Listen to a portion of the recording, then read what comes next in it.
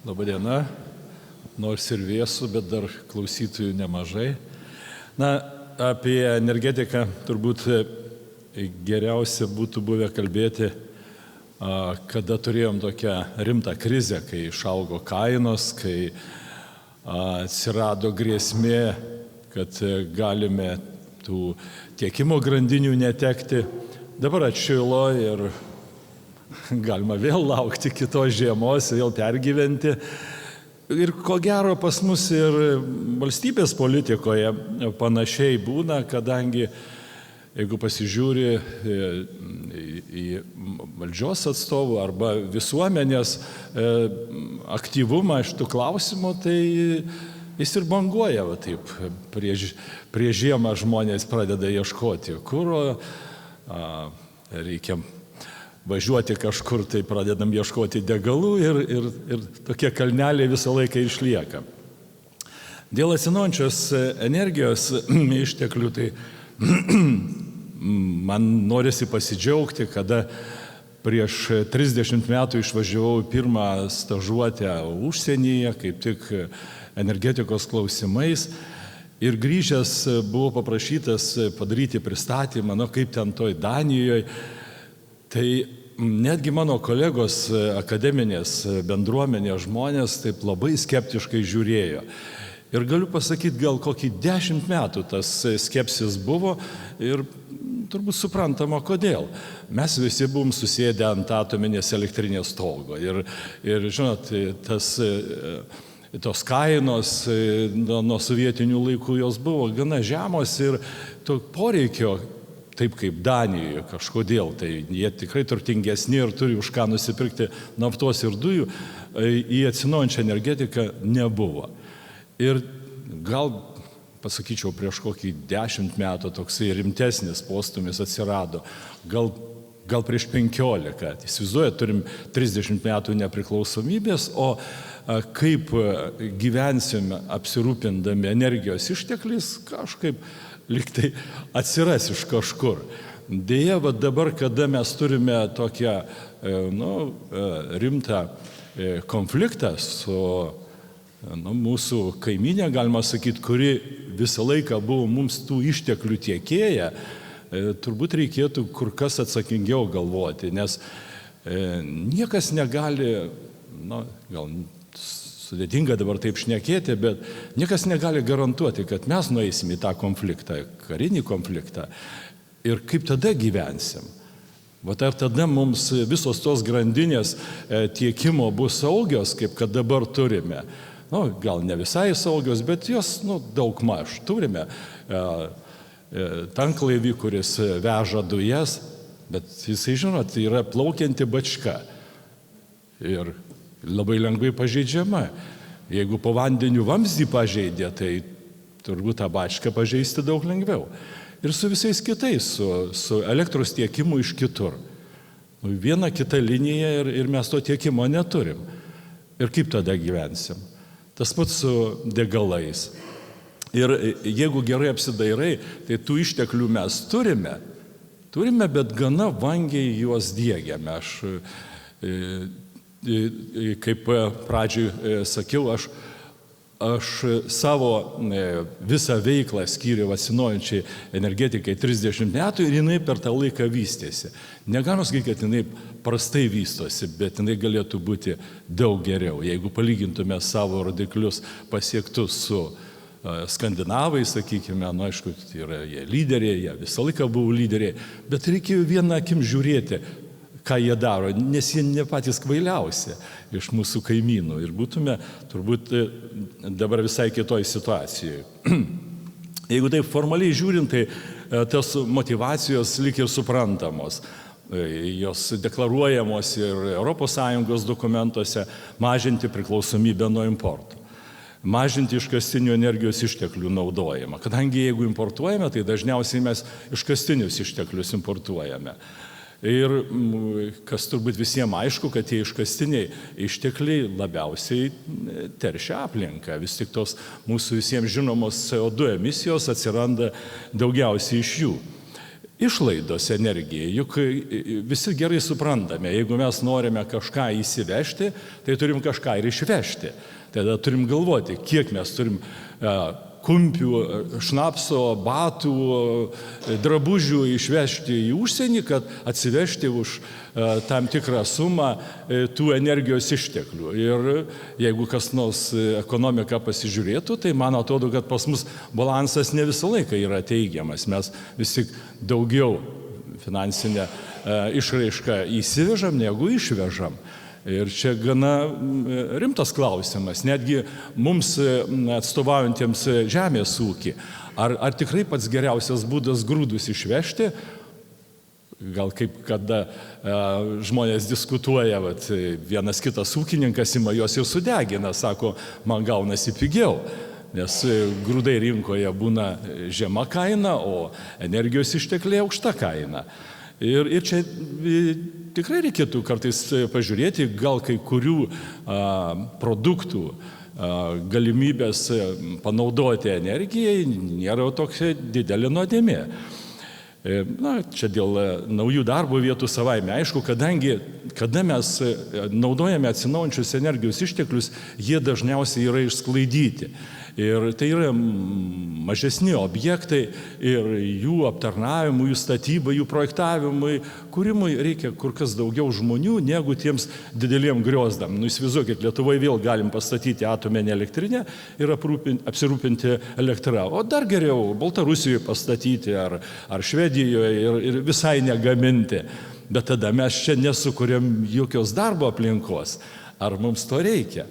Jeigu turime išteklius ir jų nenaudojam, o perkame iš kitur, tai nežinia, ar čia mes protingai galvojame.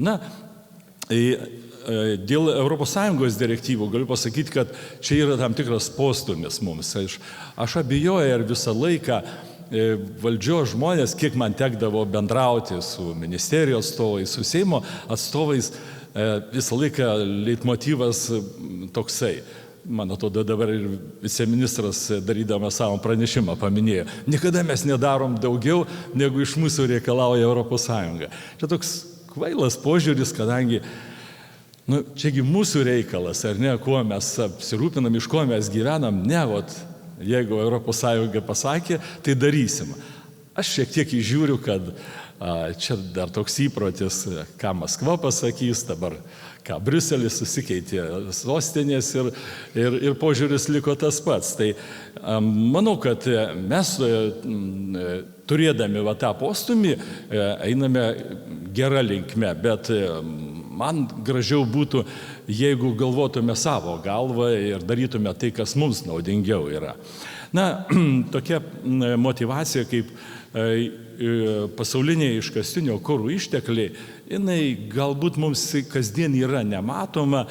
Aš nesu garantuotas dėl šitos skaidrės tikslumo, bet galime pasižiūrėti, kad to paties urano, dėl kurio mes čia buvom susipykę Lietuvoje, net referendumą buvom suorganizavę, statyti ar nestatyti atominę elektrinę.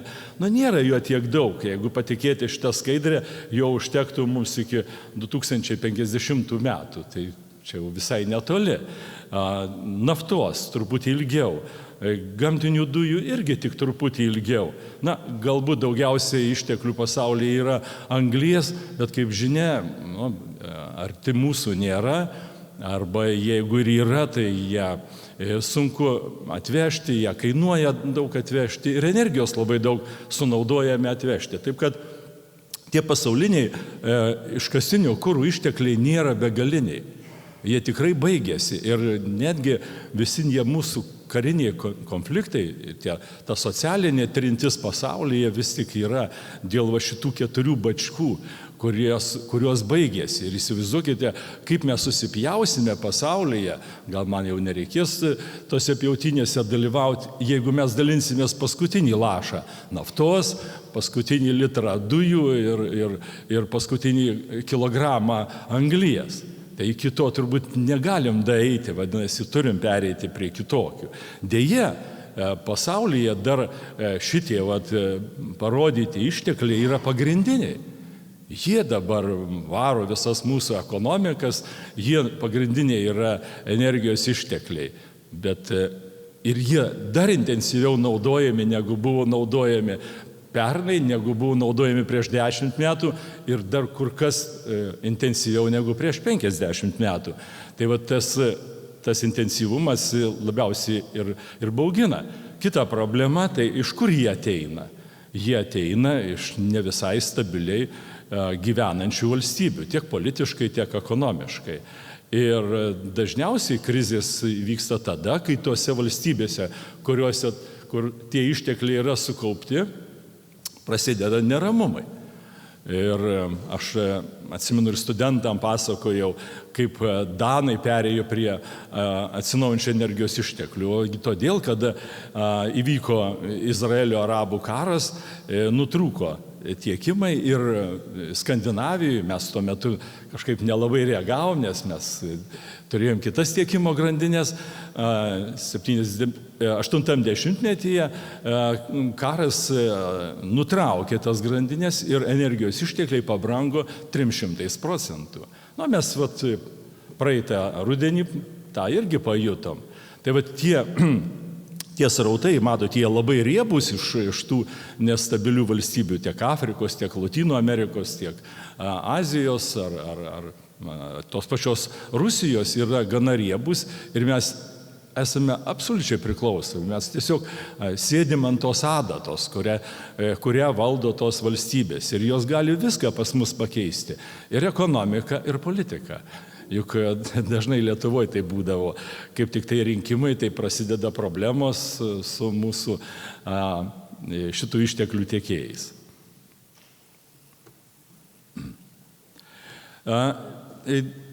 Europos Sąjunga reaguodama į tą paskutinį konfliktą iškėlė tokią REPower iniciatyvą didinti energetinį saugumą ir pereiti prie švarios energijos. Dėl švarios energijos tai čia visą laiką buvo aišku, kad mes norime pereiti, kad mūsų tarša sumažėtų, bet didžiausia problema tai energinis saugumas. Jeigu, įsivaizduokit, kažkodėl tik tai dabar apsižiūrėjo Europos Sąjunga, kad mes didžiąją dalimi priklausėme nuo Rusijos tiekiamos ir naftos, ir dujų. Tas buvo akivaizdu visą laiką ir mūsų politikam buvo akivaizdu.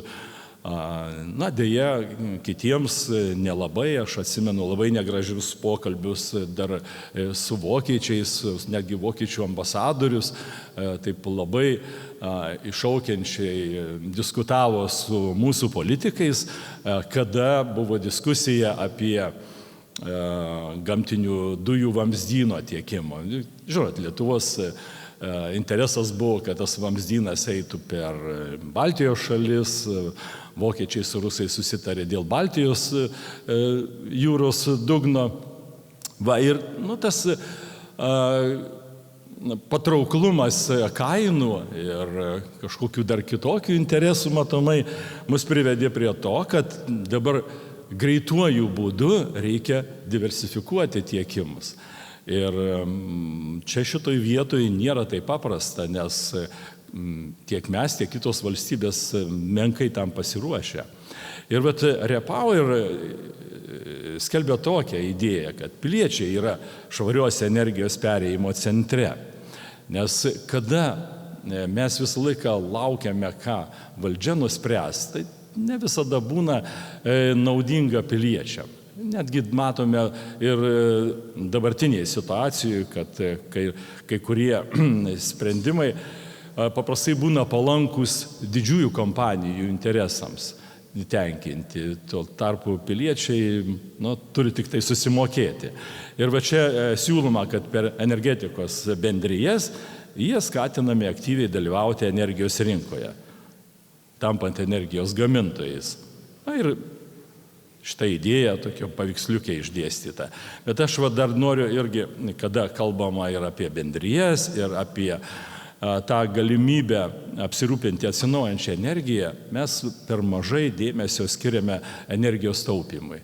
vis tik, jeigu mes visą laiką suksime galvą, kuo daugiau nupirkti, o jeigu daugiau vartoji, tenka daugiau pirkti, arba daugiau investuoti į atsinaujinančią energetiką, vien dėl to, kad patenkinti ne visai būtinus poreikius, tai čia nėra pats geriausias dalykas. Ir ką galima pastebėti, tai per daug vangiai pas mus eina projektai, kurie yra susiję su gyvenamųjų namų renovacija. Gal visuomeninės paskirties pastatai intensyviau yra renovuojami, tačiau gyvenamųjų namų renovacija yra vangi. Žinau, kaip įvairiuose regionuose yra skirtingai, yra labai gražių pavyzdžių, mes matome ištisus rajonus, bet jeigu kas nors pradėtų skaičiais rodyti, kokį turėtų poveikį renovacija mūsų energetikos sektoriui, ir aš manau, kad jeigu mes būtume pradėję laiku,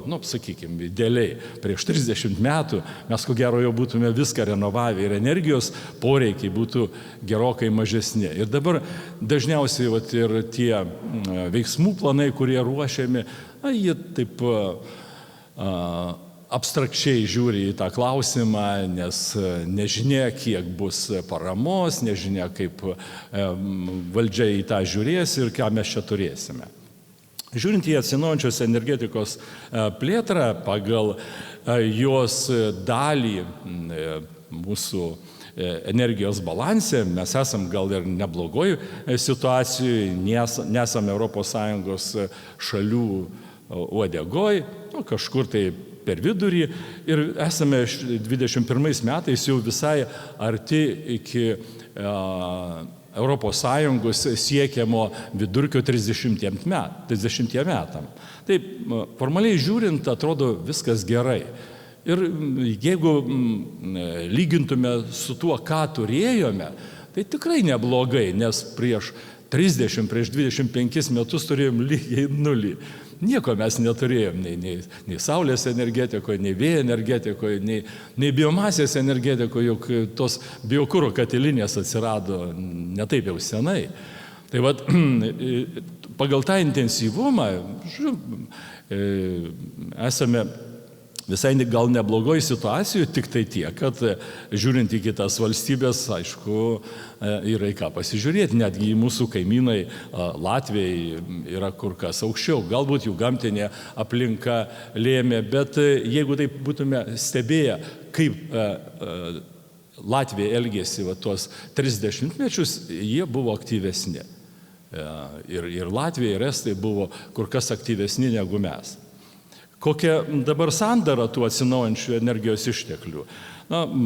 Matome, kad 75% sudaro kietas biokuras, kurį sudeginame. Šiandien viceministras minėjo, kad medienos mes daug sudeginam, jisai lygtai ir apsidžiaugė. Man truputį neramu dėl to, nes vis tik nemažai to biokuro, kurį mes sudeginam savo katilinėse, mes atsivežam.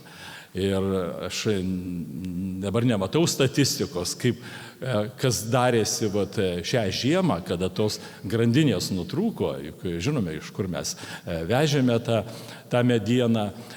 Viceministras minėjo, kad mes daugiau atliekas naudojame, gal nežinau, kokios senos dokumentuose taip ir atrodo, bet jeigu praktiškai pažiūrėsime, tai kai kada plynas miškas yra naudojamas, tiesiog vežame medžiai, tarkuojami, gaminamos skiedros ir tikrai taip nėra, kaip girdėjome. Ir kažin ar čia pats geriausias būdas. Ir dar man atrodo, kad ta diversifikacija to biokuro irgi turėtų atsirasti. Mes turim ir kitų biomasės išteklių, dėl kurių sunku apsispręsti ir Žemės ūkio ministerijai, ir aplinkos ministerijai.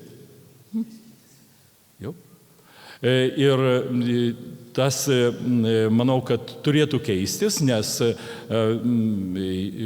šitokia situacija, kaip čia yra, nėra labai patraukli. Dar manau, kad jeigu šitą palygintume su ES šalių vidurkiu, mes irgi esam panašiai, bet jau ES vidutiniškai yra apie 65% atsinaujinančių energijos išteklių balansą sudaro biokuras. Na, mūsų energetikos strategijoje siekiniai yra, jeigu 50 metus pasižiūrėti, yra nuostabūs, sakykime, kai kuriuose srityse atsinaujinantys energijos ištekliai sudarys 100%. Netgi 30 metais, kaip matote, centralizuotos šildymo sistemose 90%, reiškia, elektros energijos gamyboje 70%. Kiek didesnė problema yra transporto sektoriuje. Jeigu mes ir planuojame 15%, vargu ar pasieksime, kadangi dabartinės trajektorijos rodo, kad esame kur kas žemesniam lygyje. Mūsų transporto sektoriuje atsinaujinantys energijos ištekliai šiuo metu turbūt nesiekia dar 5%, nors visą laiką įsipareigojimai buvo 10% jau 20 metam. Visose kitose srityse visai neblogai, nerima šiek tiek kelia dėl atsinaujinančios elektros energijos, kadangi siekiai yra labai dideli, tačiau poreikiai smarkiai išaugs, jeigu tikrai nueisime į elektrinį transportą. Turite visi suprasti, kad dabartiniai degalai bus automatiškai pakeičiami elektra, iš kur tada jinai atsiranda. Ir jeigu pačią idėją elektrinio transporto suprasti taip, kaip jinai yra vystoma, jinai turi būti pagrįsta tuo, kad jeigu perinam prie elektrinio transporto, tai jis turi apsirūpinti atsinaujinančiais energijos ištekliais. Jis negali būti elektriniam transportui naudojama deginama nafta, deginamos dujos ir gaminama elektra. Tokia yra strateginė idėja. Tai vat, kada tas poreikis išauks, tai gali būti mums rimtų iššūkių ir tada tikrai reikėtų, kad kiekviena savivaldybė ar kiekvienas asmuo netgi asmeniškai pagalvotų, kaip tą vykdyti. Matau, kad moderatorius į mane labai jau piktai žiūri. Žinokit, dėstytojai atsistoti į tribūną yra didelė problema. Atsistoti ne problema, išeiti. Tai savivaldybės turi tam tikrą misiją, nėra, sakykime, įstatyme labai daug tų, reiškia, įpareigojimų savivaldybėms, bet savivaldybės turi parengti plėtros veiksmų planus. Ačiū Dievui, jos išmoko juos rengti, rengė su konsultantų pagalba, kartais veiksmų planai labai mažai skiriasi vienos ir kitos savivaldybės dėl to, kad konsultantai tie patys, ir toksai trafaretas gražus, ir idėjos tos pačios ir labai gražios. Trūksta ten, žinot, savitumo tokio ir gaspadoriškumo tose veiksmų planuose. Jeigu, sakykime, tie veiksmų planai būtų daromi iš apačios, jie turėtų būti truputį kitaip padaryti. Ir dar toksai vienas punktas, kurį įpareigoja savivaldybės įstatymas, tai informavimo ir sąmoningumo ugdymas. Aš nežinau, kaip tą daryti, aš bijočiau rekomendacijas sakyti, mes kažkada su kolega Pupalė diskutavom, kaip čia tą reikėtų daryti, gal universitetas turėtų labiau būti atviras ir mes kviestume bent vaikus. Aš Skandinavijoje esu matęs labai gražius pavyzdžius, vaikai privalomai dalyvauja diskusijose apie energetiką ir tai jau daroma 30 metų. Ten jie mažai turi problemų energetikoje, bet jie tą daro nuolatos, už tai, kad tas supratimas turi atsirasti nuo mažo. Tokį kaip mane perauklėti jau sudėtinga ir gal net neverta ir pinigus be reikalo mėtyti. Dėl vietinių išteklių, aš tik vieną skaidrę iš savo tyrimų parodysiu. Mes darėm čia su kolega Venslausku vykdydami EIPO projektą, kokių turi išteklių savivaldybės, pavyzdžiui, vieno tokio energijos ištekliaus gamybai kaip biometanas. Turbūt visi žinome, kad biometanas ateityje keis gamtinės dujas arba dalį. Ir vėl visi galvojam, kad tai bus kaži kada. Aš noriu labai gražią detalę pasakyti apie danus. Danai šiuo metu jau pasigamina 25% jiems reikalingų dujų. 30 metais jie jų turės daugiau negu 30% ir taip toliau. Jeigu lygintume Daniją ir Lietuvą, mes labai panašios valstybės. Netgi Danai turi mažiau žemės, jie iš savo, kadangi dujas galima gaminti tik tai iš biologinės masės, jie iš tos masės jau pasigamina 25%. Tai vat, pas mus šiai dienai mes biometano iš viso dar nei 1 litro nesam pasigaminę. Tai, aišku, dabar užsidavėm tikslą 1 teravatvalandį, reiškia 30 metam. Šiandien Danijoje 4 teravatvalandės yra. Tai ką tai reiškia? Tai va, mes pasižiūrėjome išteklius, jų labai daug yra. Mes, pavyzdžiui, čia paėmėme tik tai 10% reiškia šiaudų derliaus ir tai jau mes gauname kiekvienoje savivaldybėje milijonus kubinių metrų biometano. Tai dideli dalykai.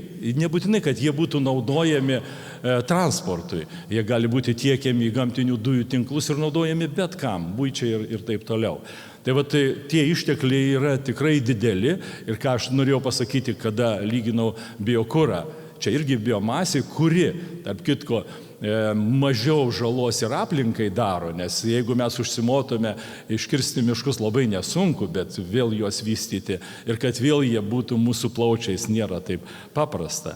Turime labai gerą statistiką apie gaminančius vartotojus ir jinai tikrai džiugina. Ir norėčiau perėti prie tokio naujo modelio, tikrai tiek jau, reiškia, kad mes pereitume nuo linijinės gamybos ir tiekimo prie žiedinės gamybos ir tiekimo. Ir kai pradžioje aš jums minėjau, kad visos mūsų tiekimo grandinės nėra saugios, nėra tvarios dėl to, kad jeigu šitą grandinę norime nutraukti, ją labai lengvai nutrauksime. Jeigu mes gamybą išsklaidome, jeigu mes kiekvienoje gyvenvietėje turim pakankamai elektros generavimo, galų gale ir to pačių mano minėtų dujų generavimo, šilumos generavimo, mes tampam daug saugesni. Karas Ukrainoje daug dalykų parodė ir mums reikia kiekvieną dieną analizuoti, kaip jie išgyventi turi ir ką mes turėtume padaryti, kad nebūtų taip, kaip jiems nutiko, kada tos grandinės nutrūko. Jūs būt matėte, kaip žmonės kraudavosi savo telefonus, subėgę į kažkokius gyvenvietės aikštę. Ir baigdamas noriu paminėti, aišku, prieš šitą forumą mes kalbėjome su mūsų būsimais diskusijos dalyviais, kad apie bendrijas jau kalbama. Bet trūksta daug dalykų, trūksta teisinių aktų, trūksta supratimo, o pagalvokite, kaip suburti žmonės. Ir aš čia sėdėdamas ir klausydamas apie kitų bendrijų patirtį, galvoju, gal jos gali užsiimti šitu, nes vargu ar vėl ką nors nuo nulio pradėsi. Ir ten yra nuostabių žmonių, klausiau, tą merginą iš Tauragės, tai siela dainuoja, kada tokių žmonių yra ir jie sugeba tokius dalykus padaryti. Ir aš gal tada jau šitų klausimų nekelsiu, aš manau, kad mūsų moderatorius kai ką yra užfiksavęs. Ir pats pagrindinis klausimas, ar tikrai atsinaujinančios energetikos plėtra atitinka mūsų lūkesčius.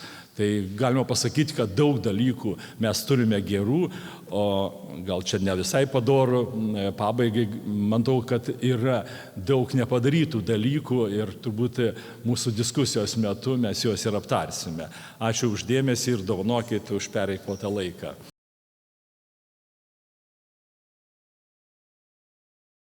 Aš iš karto duodu Jums, nes kadangi turim 3 rajonų atstovus, aš turbūt labai paprastą klausimą, taip, tikrai visiems 3, pradėkim nuo jūsų. Jūsų rajonas, jūsų požiūris į atsinaujinančią energetiką, labai konkrečiai būtent konkretaus rajono, kas yra daroma, kiek galima tai daryti decentralizuotai, su kokiom problemom susidurėt. Mažeikių rajoną atstovauju, tai aš padalinčiau klausimą į 2 dalis. Pirmas, tai yra, ką gali savivaldybės ir ką daro verslas. Savivaldybės, čia kaip jūs matėte paskutiniam tam eilutėj, tai mes galim padaryti saulę ant pastatų, ką mes ir esam padarę, o norint paimti didesnį, pastatyti elektrinę, susiduriam su keiksmažodžių viešieji pirkimai.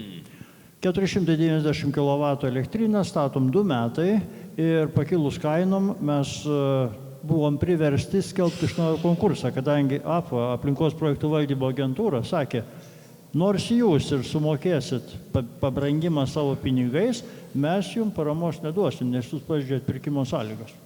Yra gerų pavyzdžių, elektrėnų megavatą pastatė ir gerą projektą vykdo dabar Ukmergės savivaldybė.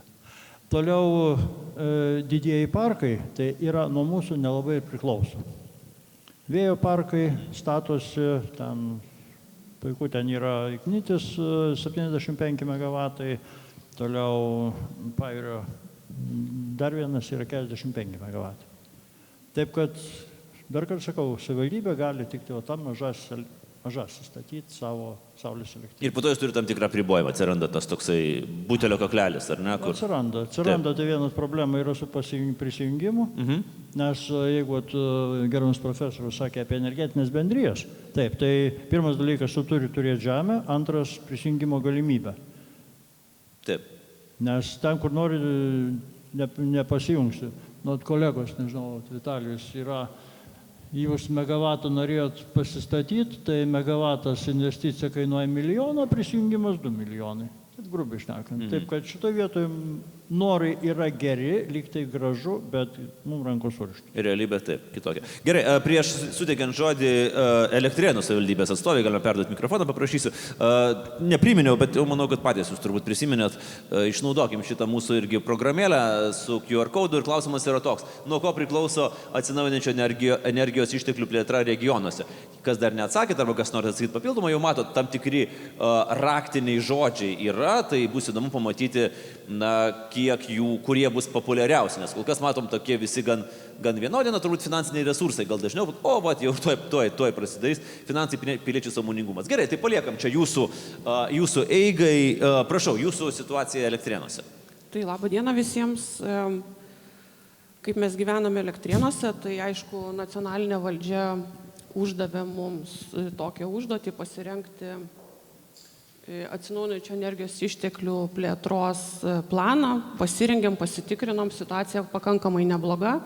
Tai centralizuota šiluma tiekiama 100% pas mus yra iš atsinaujinančių energijos išteklių, bet kaip ir minėjo akademikai jau šiandien pristatydami pranešimą, kad mes irgi į biokūrą žiūrim pakankamai skeptiškai ir galvojam kitus variantus, tai aišku labai svarbu yra taupimas ir konkurencija, kadangi turim Ignitį Elektrėnuose ir papildomų šilumos gamintojų neturim, tai savivaldybės buvo tikslas, kad Ignitis turėtų konkurenciją.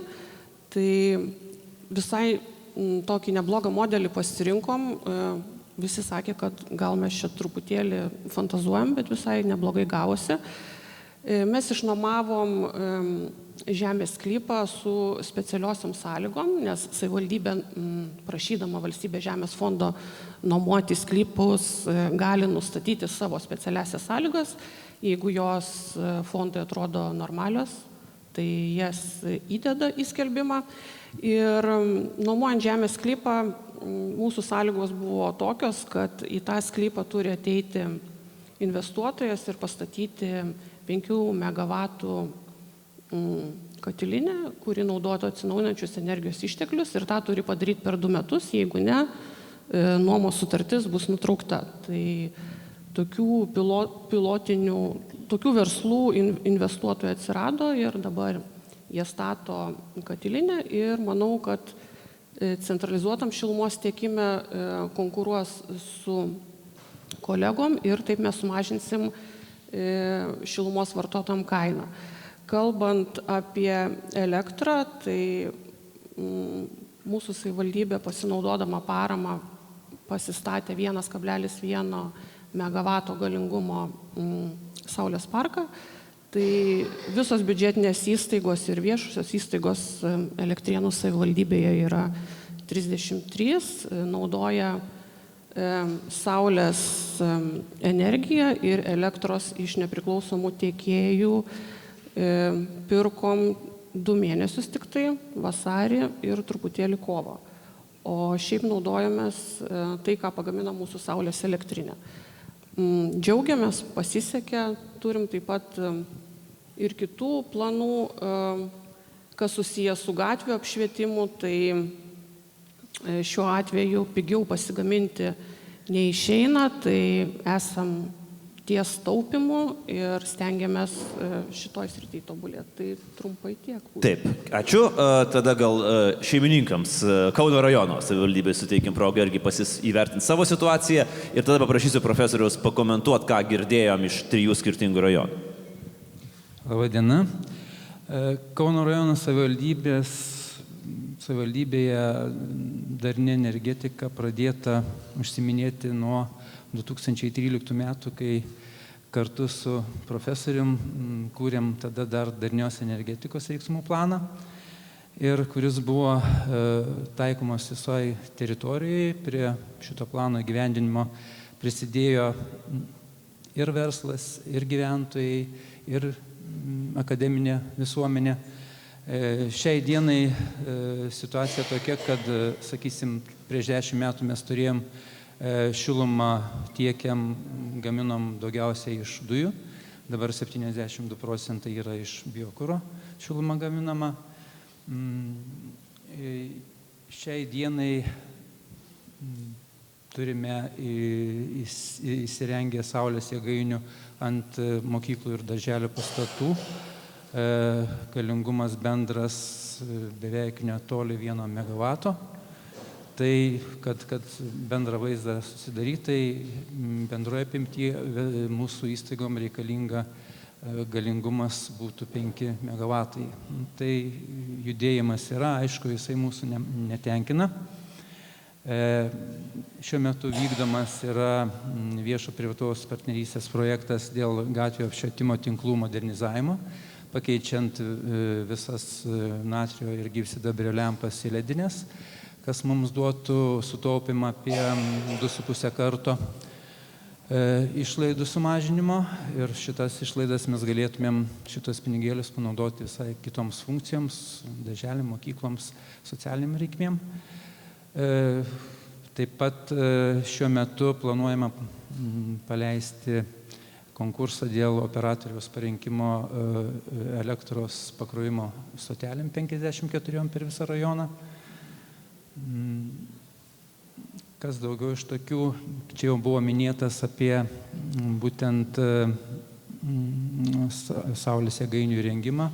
Mes taip pat žiūrime, ką galima ant žemės, tai susidarėm tiek su urbanistiniais užstatymo reikalais, tiek ir su prisijungimo galios gavimu.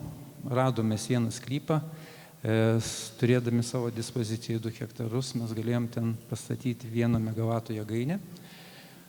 Tačiau prijungimas prie tinklų kainuoja 3 kartus brangiau negu pačios elektrinės pastatymas. Tai toje vietoje rankos taip pat surištos yra.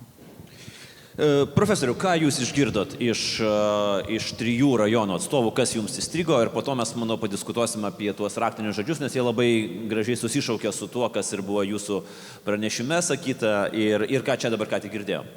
Aišku, kaip minėjo Elektrėnų atstovė,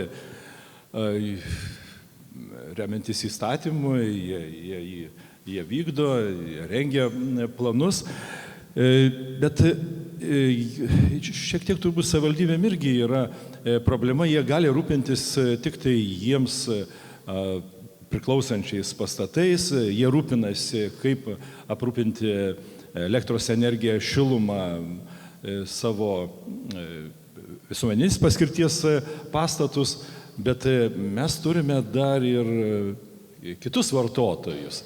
Ir mano pranešime ir apskritai, visą savaitę nervinausi prieš šitą forumą, ką aš čia žmonėms pasakysiu, man labai prilipo ta idėja dėl bendrijų.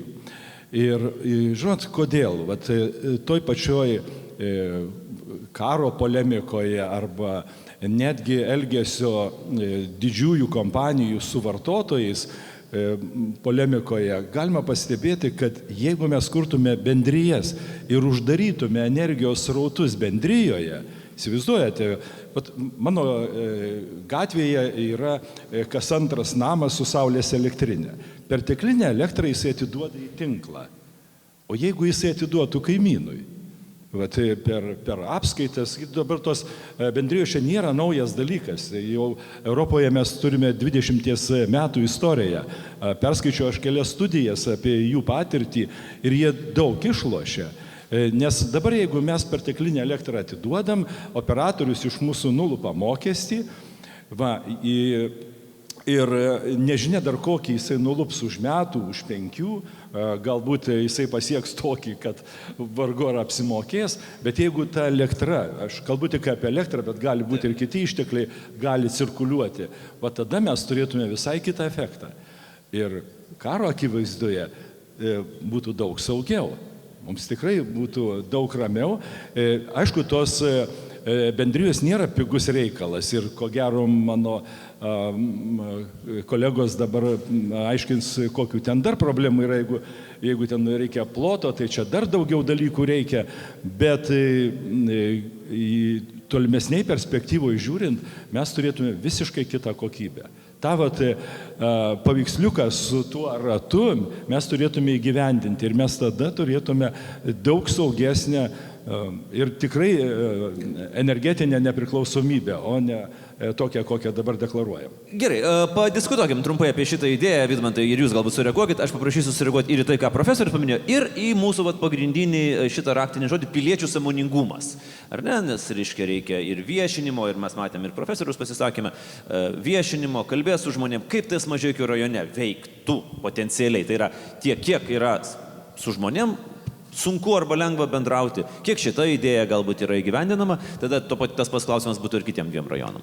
Na, aš dar papildysiu tą, ką sakiau, tai pas mus 99,9% centralizuotas šilumos tiekimas iš atsinaujinančių išteklių ir mūsų įmonės, tai yra vandens tiekimo įmonė ir šilumos tinklai, jie irgi pasistatė pas save saulės elektrinės. Vandens tiekėjai tai maždaug apie 50% pasigamins patys.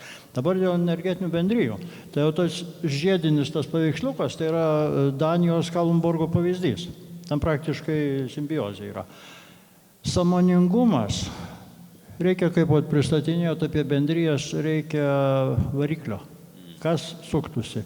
Aš pats šitų domėjausi ir bendriją įkurti, tai yra viešasis asmuo. Jūs turite omeny kažkokio konkretaus žmogaus bendruomenės lyderio. Taip, konkretus žmogus, nes be to nieko nebus. Pradžios reikia. Reikia įsikurti viešą įstaigą. Toliau reikia turėti galvoje, kad pagal dabartinį įstatymą tos energetinės bendrijos yra skirtos skurdo mažinimui. Energetinio skurdo mažinimui. Tai kas šiandien iš čia esančių pasakys, kad tie žmonės socialiai remtini, jie yra aktyvūs. Tikrai, kad nebus. Taip, kad čia vėl reikia grįžti prie bendruomenių. Jeigu atsiranda, kas gali daryti, tą reikia. Tarp kitko vienas, žinau, čia Vilniui ruošiasi daryti, deda žingsnius viešą įstaigą kurti. O žmonių sąmoningumas atsiranda tada, kai jis pamato, kad tai yra naudinga. Taip. Kalbėjom apie daugiabučių namų renovacijas, čia šiek tiek į šalį. Jis sako, kad reikėjo pradėti anksčiau. Jeigu gerai atsimenat, buvo subsidija 85%. Kiek namų renovavo? Vienetai. Taip. Dabar, kada subsidija mažėja, tai sako, kodėl mes tą nedarėm. Taip, kad čia ta inercija. Čia tam tikrą prasme ir laiko reikia. Brandai, suvokimui, kad tai yra naudinga ar ne ir panašiai. Gerai. O dėl bendrijų, tai gerai, kad dabar paskutinis čia buvo sutikimas su ministru, tai ta priemonė, kad pajungimas jau bus valstybės reikalas, ko gero projektus padarys atsiperkančius.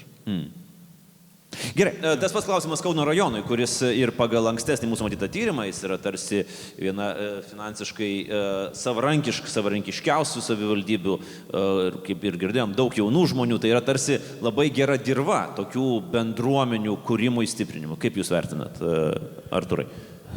Na, aš manau, kad mūsų rajono bendruomenė tikrai labai aktyvi yra. Ne vieni metai link to eita ir skatinta įvairiais būdais tą pilietiškumą, sąmoningumą ir aktyvumą. Šiuo atveju tas, kas pasirodė dabar teisės aktuose, pradžia tik tai labai sunku pasakyti, kurią pusę nueis. Man keista tik tai, kad kiek mes su įvairiais projektais dirbam, tai šitas dalykas jau 10 metų Europoje puikiausiai veikia, kai vietos bendruomenė kartu su verslu sukuria tokią bendryją ir puikiausiai šitą situaciją gyventinama, tik tai nežinau, ar pas mus nebus taip, kad iš didelės kūrybos gausis didelis šnipštas. Kodėl? Mes paprastai, kiek stebiu, kai ruošiamas vienas ar kitas įstatymas ar teisės aktas, norima paimti pačias geriausias Europos praktikas ir kažkaip gaunasi, kad įvairių šalių su skirtingom sistemom pabandoma sudėti vieną vietą ir tada gaunasi nelabai koks produktas finale. Mes paprastai apsisunkinam save papildomais kažkokiais teisės aktais, vietoj to, kad padaryti paprastai ir greitai.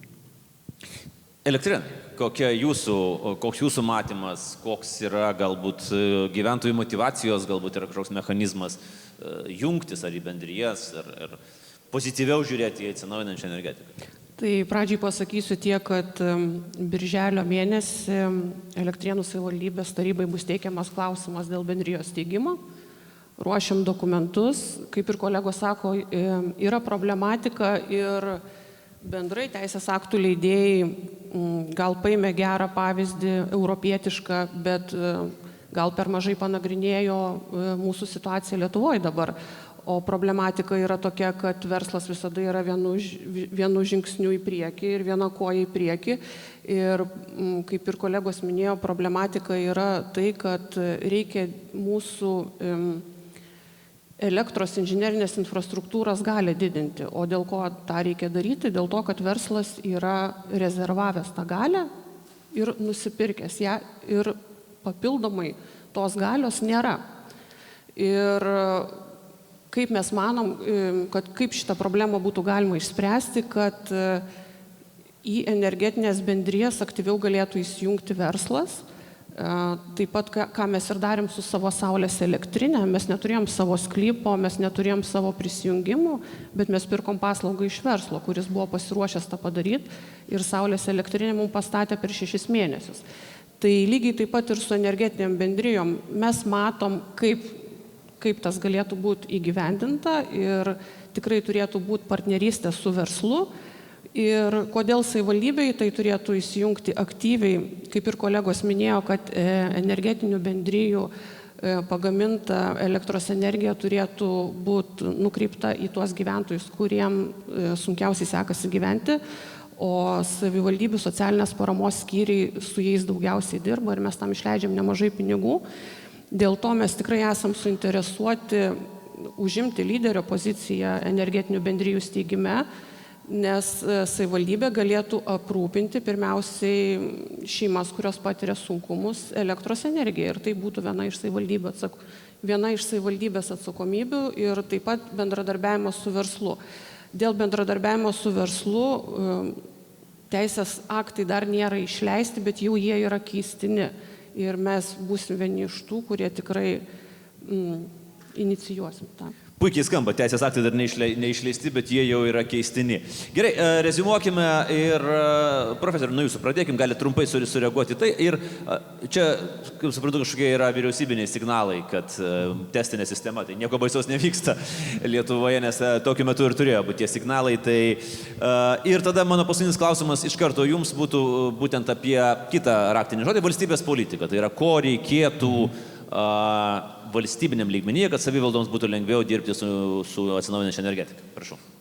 Šiaip tai aš noriu reaguoti į pasisakymus dėl kažkokių tai papildomų galių poreikio. Įsivaizduokite, gyvenvietėje stovi transformatorinė. 100 kV, 400 kV. Jeigu pagaminta elektra cirkuliuotų viduje ir, pavyzdžiui, dar perteklinė būtų kraunama į akumuliatorius, mums papildomų galių nereikia. Bet kaip tik tai kas nors sujuda, operatorius iškelia klausimą, reikia papildomų galių. Jųgi nereikia. Aš žinau, šitą bėdą, mes su šitą bėdą susidūrėm prieš 20 metų. Reikėdavo įrodinėti elektrotechnikos vadovėlyje parašytas tiesas. Nereikia nieko daugiau. Bet iškelia, sąlygas, reikia ir dar užsiprašo tokių pinigų. Tai čia nesuprantamas dalykas. Aišku, čia reikėtų kitos auditorijos, kad paaiškintų, bet aišku, jie nevažiuos čia, mes jiems per prasti ir per menki. Aišku, jeigu klausėte apie valdžios politiką, tai čia valdžia ir turi sužiūrėti šitus santykius. Turi sužiūrėti, kad nebūtų vieni laikomi lygesni už kitus. Gyvulių ūkis klasikinis. O tie smulkieji nebūtų laikomi tokio kvailelio vietoje. Lyg tai jie prašytų, jie daro gerą darbą valstybei. Daugelį atvejų, kad ir tie verslininkai, kuriuos dabar čia šiandien minim, jie kartais daugiau padaro, negu valdžia tikėjosi. Aš atsimenu, kai kurie projektai buvo labai abejotini, kaip ir Elektrėnų atstovė sakė, ką jūs čia fantazuojat. Visos fantazijos išsipildė, nes jeigu tik tai atpalaiduoji žmonėms rankas, jų dvasią, viskas vyksta. Jeigu pradedi, riboti tas galimybės, užkali koliukais, pastatai sienelės, ten negalima, aišku, tada viskas taip yra, kaip dabar. Arba kaip prieš forumą kalbėjom, jeigu kartais koksai teisinis aktas parengiamas vienai kompanijai, pavyzdžiui, vienam projektui, kas gali nuneigti, kad taip nėra. Ir vėl paskui... Klasika. Kas galėtų paneigti, kad... Ja. Taip, kad čia yra valdžios misija, kad šitos santykius jinai sutvarkytų. Daugiau iš jų nieko nereikia prašyti. Gerai, labai trumpai tada, Vidmantai, irgi apie valstybės politiką. Ko konkrečiai, bet gal turit vieną arba du dalykus, jūsų įsivaizdavimu, ko konkrečiai reikėtų savivaldai regionams iš valdžios, ar kažkokio teisės akto, ar sutvarkymo šitų prisijungimo dalykų, ar dar kažką turit minti? Man atrodo, kad reikėtų pakeisti požiūrį reikia. Mes dabar kalbam apie atsinaujinančią energetiką, bet kažko tai apsiribuojam tik tai elektrą ir šiek tiek šilumą. Dabar profesorius kalbėjo apie biodujas. Tai kodėl nesusėda Žemės ūkio ministerijos atstovai, energetikos, aplinkos ministerijos, finansų ministerijos?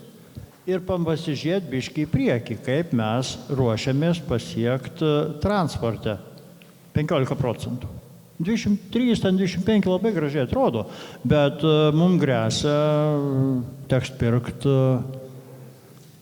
iš šalių, kurios pasiekia transportą. Tai šitoj vietoj bent jau aš nematau, kad būtų kažkas tai daroma. O čiagi yra, jeigu mes kalbame apie biodujas, biometaną, tai vėlgi yra ir mūsų tos savivaldybėse yra galimybė jį gaminti, dirbti ir užsidirbti. Ir rodiklius pasiekti.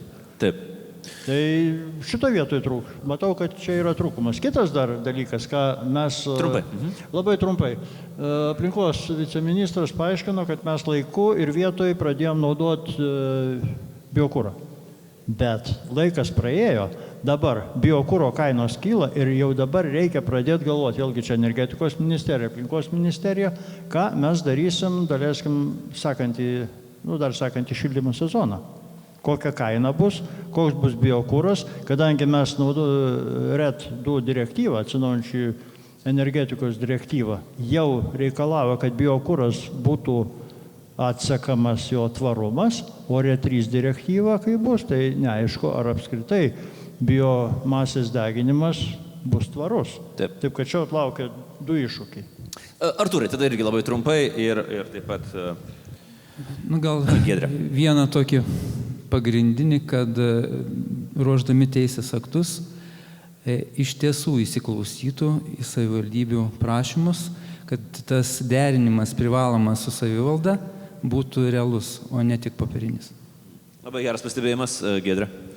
Tai mes savivaldybininkai gyvenam savo gyvenimą, stengiamės kiek galima daugiau sutaupyti, o kalbant apie centrinę valdžią, tai prie visko galima prisitaikyti ir siekti savo tikslų. Kągi, ačiū diskusijos dalyviams, ačiū visiems keturiems.